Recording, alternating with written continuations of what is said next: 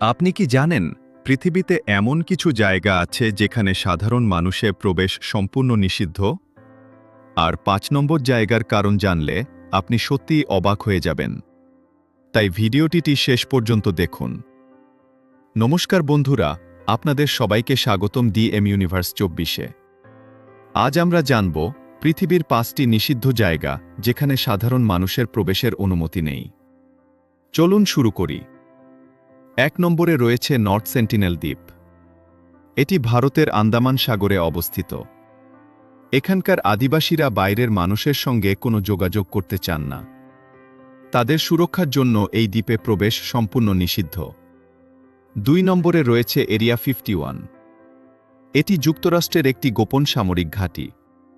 এখানে কী ধরনের গবেষণা হয় তা নিয়ে নানা আলোচনা থাকলেও সব তথ্য প্রকাশ করা হয় না।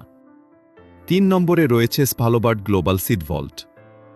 নরওয়েতে অবস্থিত এই স্থানে বিশ্বের বিভিন্ন দেশের বীজ সংরক্ষণ করা হয়, যাতে ভবিষ্যতে বড় কোনো দুর্যোগ হলেও ফসল রক্ষা করা যায়।